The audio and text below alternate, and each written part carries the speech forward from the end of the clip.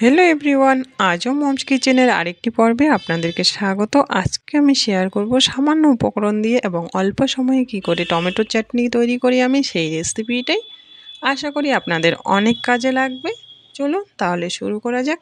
এজন্য আমি নিয়ে নিয়েছি পাকা এবং ফ্রেশ 500 গ্রাম টমেটো। এটাকে ধুয়ে পরিষ্কার করে নিয়েছি। এখন এটাকে ছোট ছোট টুকরো করে কেটে নেব। পুরো রেসিপিটা দেখার অনুরোধ রইল, আশা করি অনেক ভালো লাগবে। সব টমেটোগুলোকে এইভাবে আমি কেটে নিব।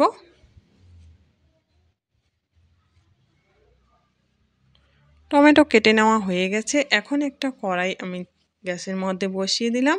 এর মধ্যে দিয়ে দেব সামান্য সরিষার তেল, দিয়ে দিচ্ছি 2টো শুকনো লঙ্কা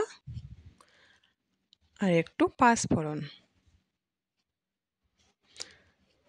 দিয়ে এর মধ্যে আমি টমেটো কুচিগুলো দিয়ে দিলাম।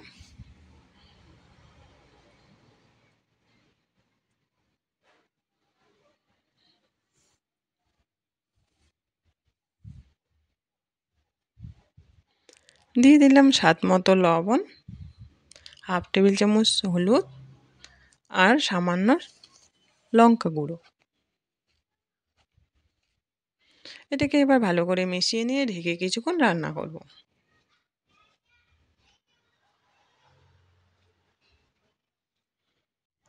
টমেটোর গা থেকে যেটুক জল বেরিয়েছে সেটা শুকিয়ে গেছে। এখন আমি কিছুটা জল দিয়ে এটাকে সেদ্ধ করতে দেব।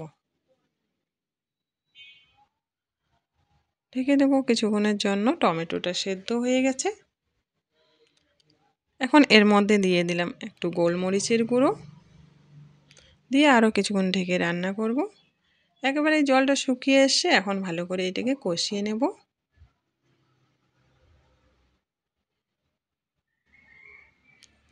পুরো রেসিপিটা দেখার পর যদি আমার রান্না ভালো লাগে, প্লিজ আমার চ্যানেলটাকে সাবস্ক্রাইব করবেন।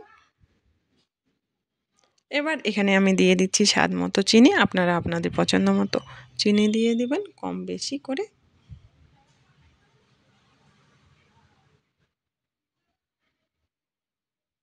চাটনিটা প্রায় রেডি হয়ে গেছে। এখন এর মধ্যে আমি দিয়ে দেব একটু ভাজা মশলা, যেটা আমি ভাজা মশলা বাড়িতেই করে রাখি। পাঁচফোড়ন, জিরে, গোটা শুকনো লঙ্কা, তেজপাতা দিয়ে হালকা শুকনো খোলায় ভেজে ওটাকে ডাস্ট করে রেখে দিলে যে কোনো চাটনি বা আচারে দিলে টেস্টটা অনেক গুণেই বেড়ে যায়। এতক্ষণ সঙ্গে থাকার জন্য অসংখ্য ধন্যবাদ। দেখা হবে অন্য কোনো রেসিপিতে। ততক্ষণের জন্য ভালো থাকবেন। টাটা।